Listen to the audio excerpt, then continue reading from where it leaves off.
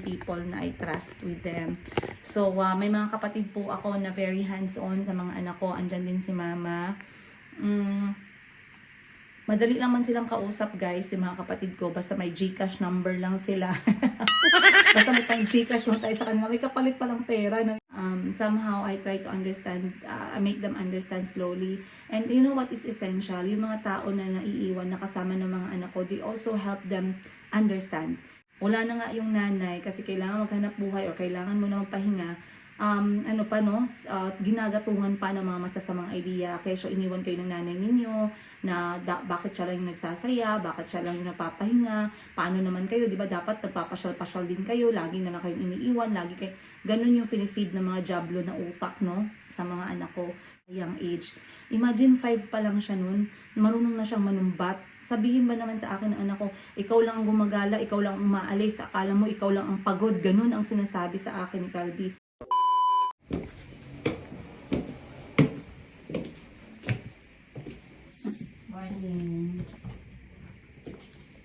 Laba pa? Kalimutan ko. Sa depart. Hindi ako magsama sa inyo. Ay, kung gano'n rin ay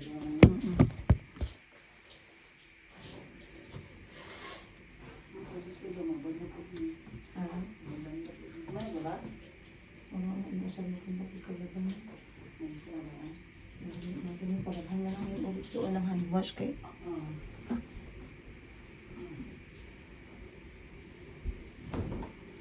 ako anong dito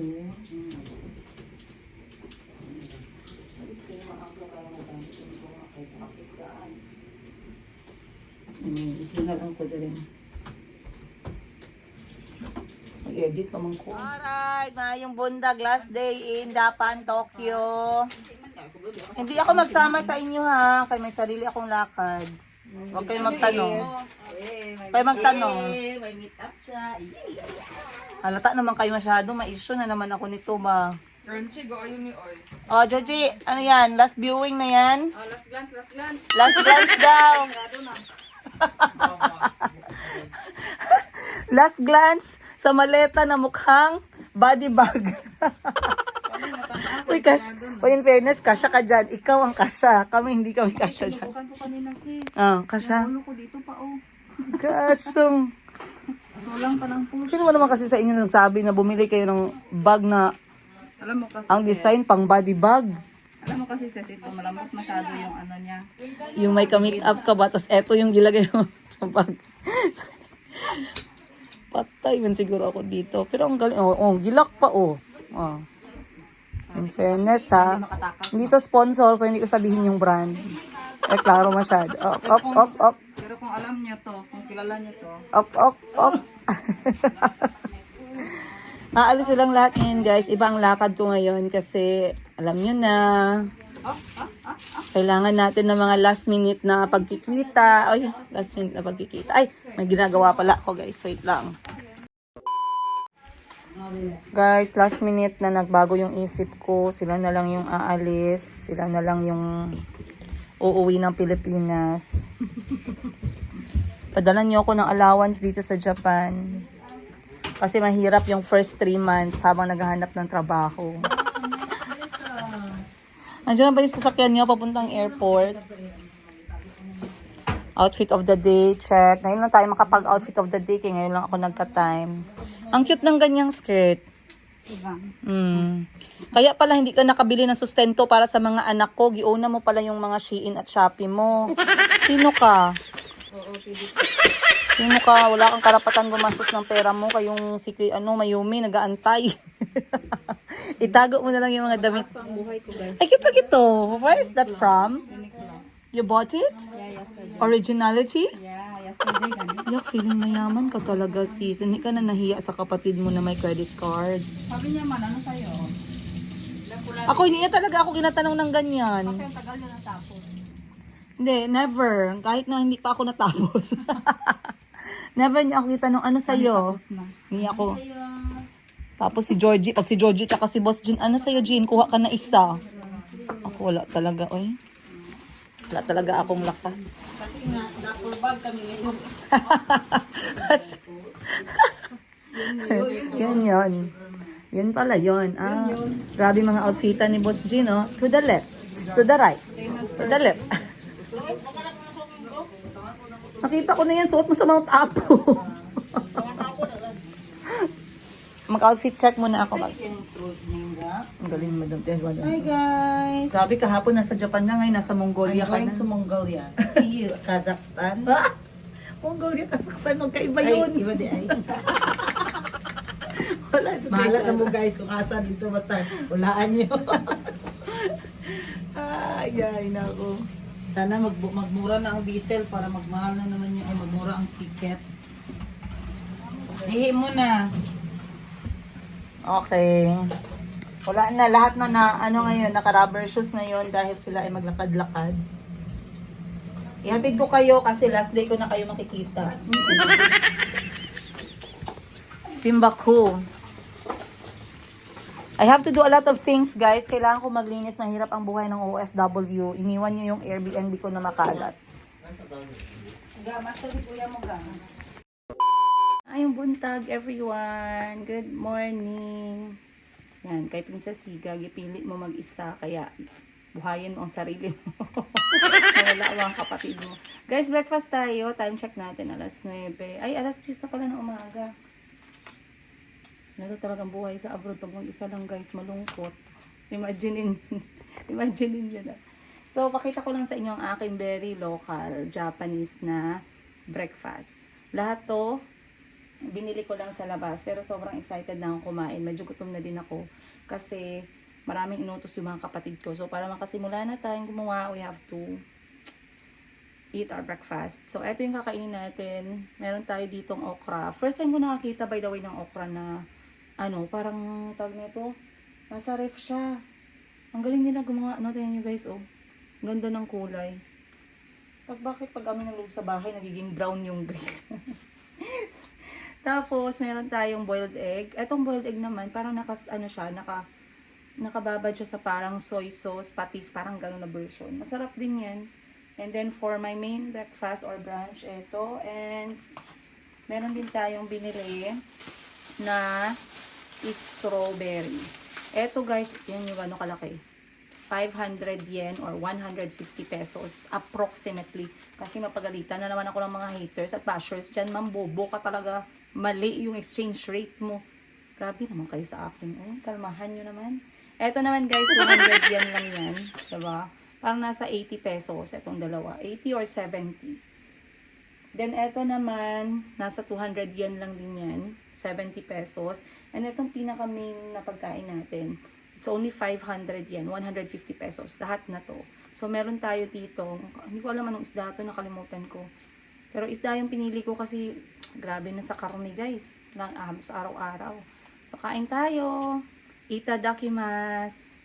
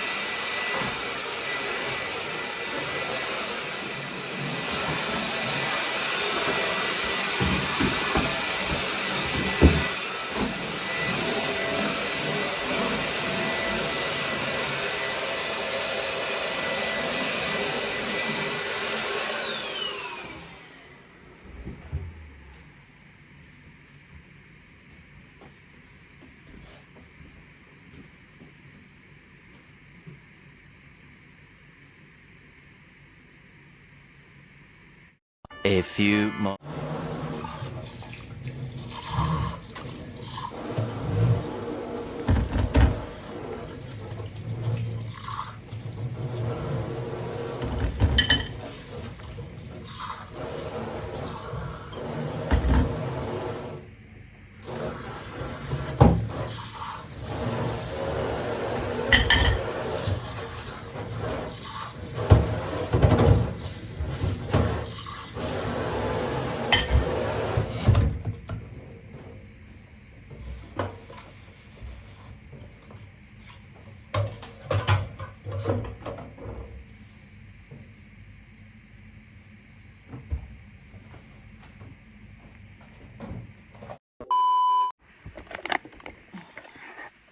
Alright guys. Ang bilis ng oras. Time check, 11:49 na. Grabe. Parang kanina lang, no? So, I have been trying to be productive dito sa Japan, no? 'Di ba? Kahit hanggang sa Japan, nagiging productive tayo. Naglilinis po ako, naglalaba, nagsasampay, and then naglilinis kasi, alam nyo, kapag kawalo yung babae, times 8 yung hair fall, para pong naglagas yung buhok kung sino man natulog dito, no? So, kailangan nating mag-vacuum para mamaya malinis. Konti na lang yung lilinisin natin. And, I'm also nag-edit din ako ng videos, nag-upload ako ng videos, so medyo very productive na din ako ngayong umaga. Another kong gagawin is, gusto kong mag-story sa inyo, no? Kasi alam ko, marami sa inyo yung very curious kung kamusta yung mga anak ko, knowing na wala ako sa bahay. So, huwag kayong mag-alala, okay? On top of it all, welfare ng mga anak ko lagi yung priority ko sa buhay. And regardless kung meron akong mga holiday vouchers, regardless kung meron akong holiday vouchers as a single nanay, lagi kong minimake sure na hindi ko napapabayaan yung mga bata by assigning people na I trust with them. So, may mga kapatid po ako na very hands-on sa mga anak ko. Andyan din si mama. Madali lang man silang kausap, guys, yung mga kapatid ko. Basta may GCash number lang sila. Basta may pang GCash lang tayo sa kanila. May kapalit palang pera na yung pag-alaga. But there's nothing we can do kasi kahit na nandito ako, may gastos pa din yung mga bata sa bahay. Pero before ako umalis, what I do kapag umaalis ako ng ganito, nag-i-stock talaga ako ng pagkain ng mga bata. Lalo na sa prutas, gulay, isda, ayun tatlo. Most especially sa isda at saka karne ng manok kasi sabaw yung diet ng mga bata. And then prutas, apple at saka orange yung paborito ng tatlo. Kaya talagang dapat meron sa aming ref.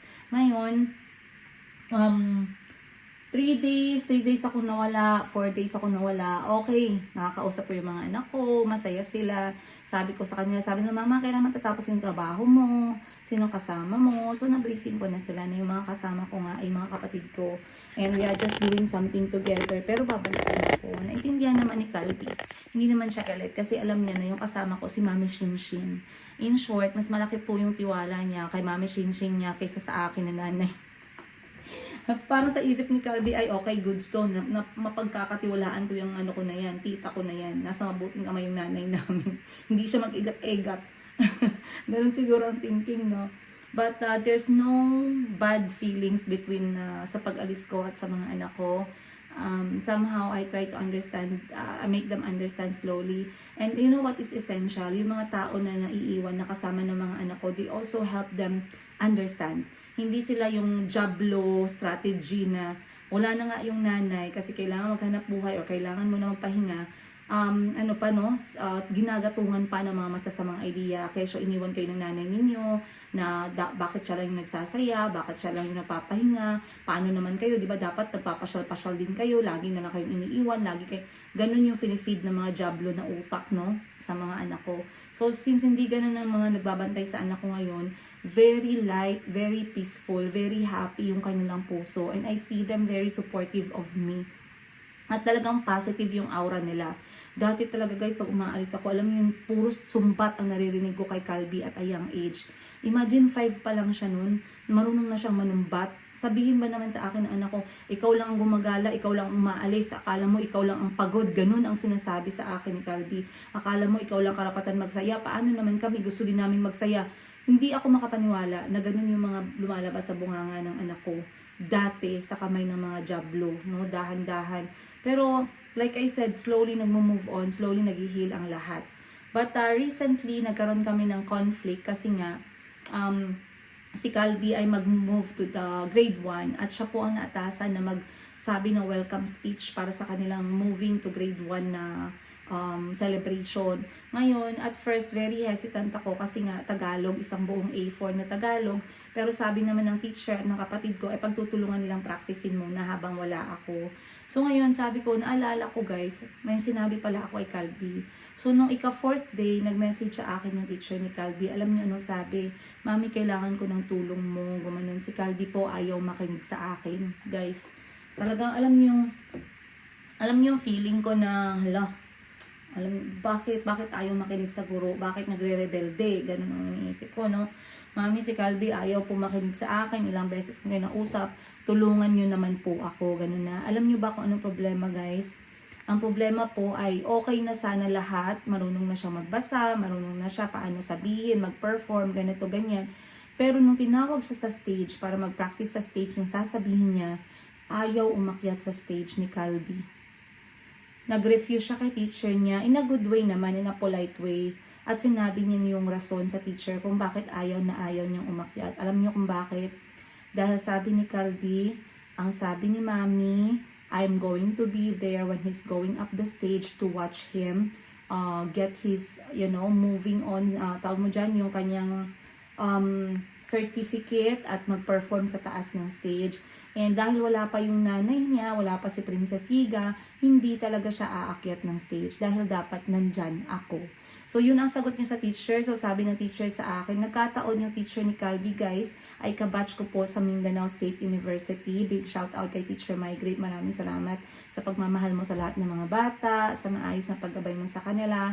I'm very blessed to have a teacher like Teacher Migrate, no, para sa mga anak ko. But anyway, sabi niya, Mami, pakitulungan naman ako, Mami, kasi ganito, nag-refuse talaga si Calby. So, sabi ko, okay, teacher, wait lang, saglit. Tawagan ko siya and then explain ko sa kanya. So, other than explanation, nag-send din ako ng voice message sa teacher na iparinig kay Calby. Calby, Mami is coming back home very soon. I'm going to be there when you go up the stage. But this time, you have to go up the stage, man. Kaya mag-practice ka.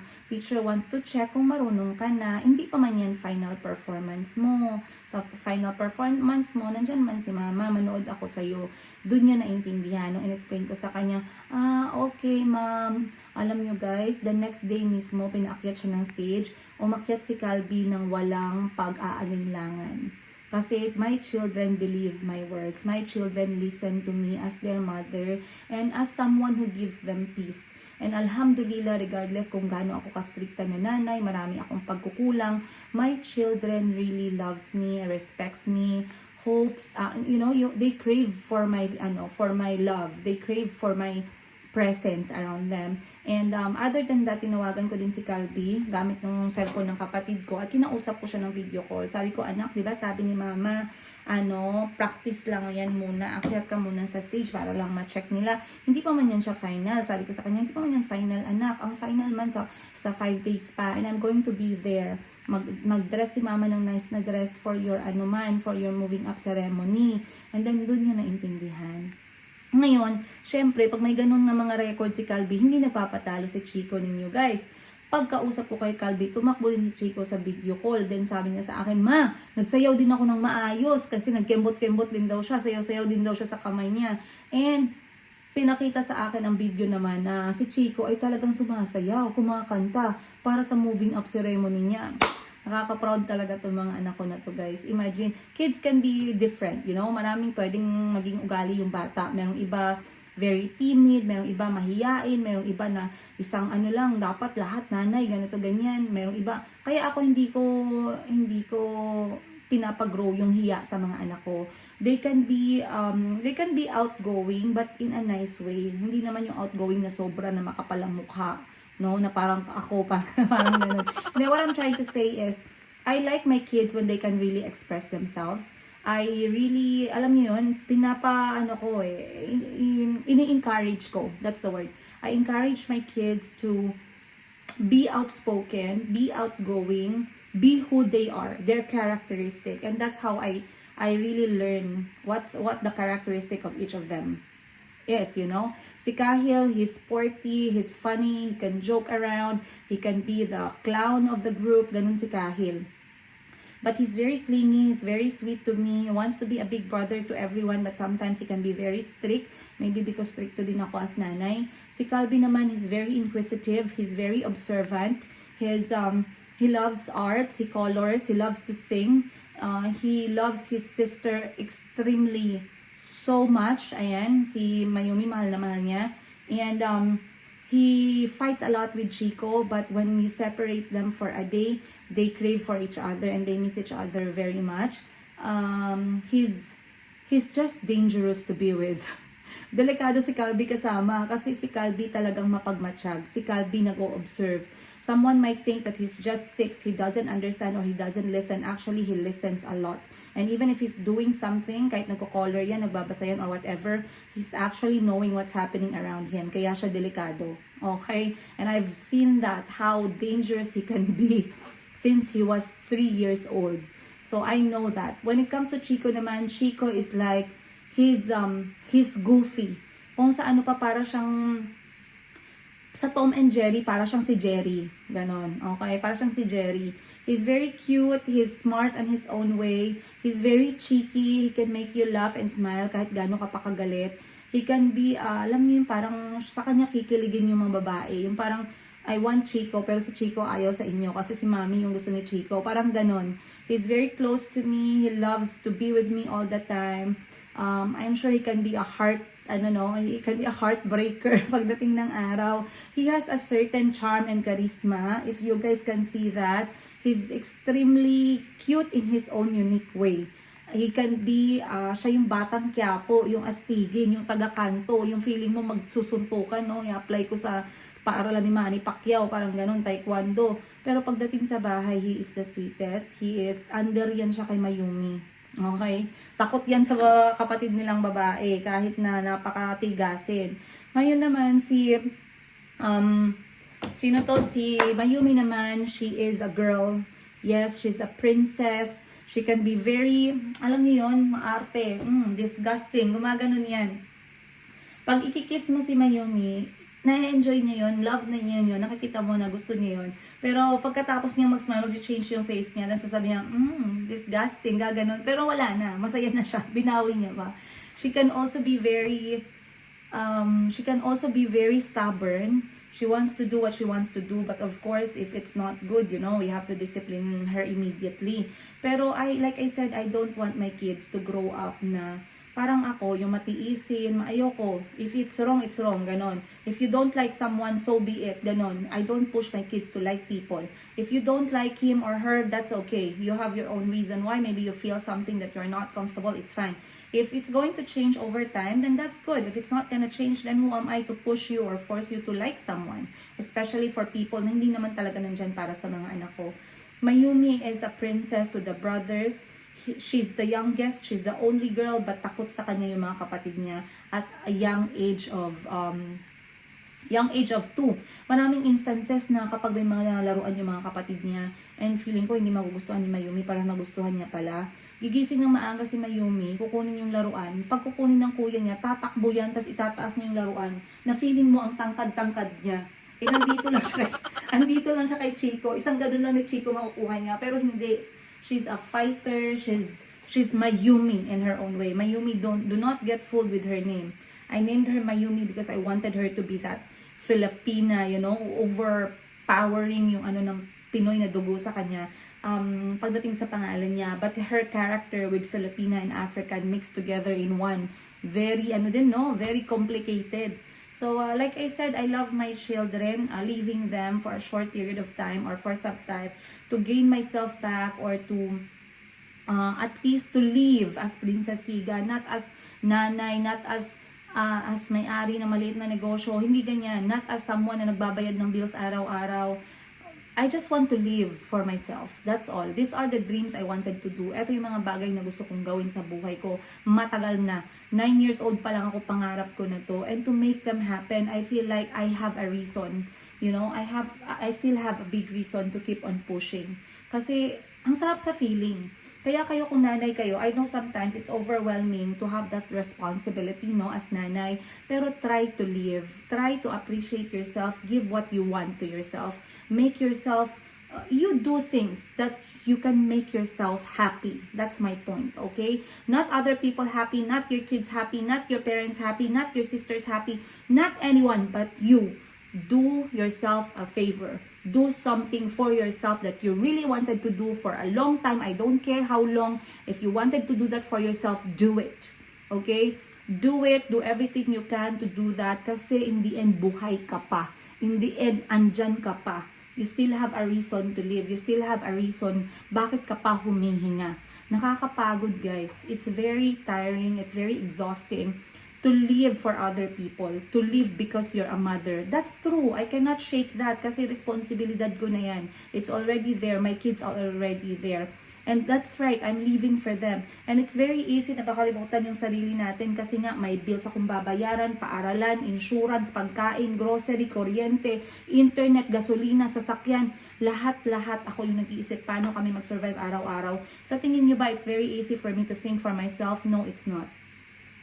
But because I have the right people around me, andyan ang mga kapatid ko na very supportive, andyan ang nanay ko na very supportive, may very few good friends ako na very supportive sa kung paano ko gustong i-release yung i-release yung character ko or yung my willingness and my chance to be alive, how I want to enjoy my life as Princess Yiga in these days as a single nanay, 'di ba? Single nanay ako, alangan namang maburo tayo as single nanay, 'di ba? We have to accept marami tayong responsibility. But when we're doing something for ourselves, trust me, it gives you a different kind of high. It gives you a different kind of motivation. It gives you a different kind of happiness na I can still do it pala. Okay? So, diba? Ang taas ng chismisan natin from there to here. So, ngayon, nakita nyo, for today, diba? Kasi dito ako nagsimula kanina dahil nag-vacuum ako dyan, tinanggal ko na yung mga basahan. Then naglaba ako, tinanggal ko, hinang ko na para at least kung may dumi matanggal agad, palabhan na lang namin ulit pagdating. And then, ayan, naghugas na ako ng mga kinapihan, nagpunas na ako ng lamesa, nag-vacuum na rin ako dito. So next kong gagawin, nag-vacuum na ako dito sa kabila. So the good thing about Japan Airbnb is lahat kumpleto, katulad ng sinabi ko sa inyo. So, para talaga siyang bahay. So, between hotel and Airbnb, I'd always go with Airbnb. Kasi sa hotel, very boring, no? Pagpasok mo kwarto, pagpasok mo, linis na agad, wala ka namang ibang gagawin, di ba? So, if I'm coming back here, I'm still going to do Airbnb. So, maglilinis muna ako, guys. Diyan muna kayo, antayin nyo akong matapos akong maglinis.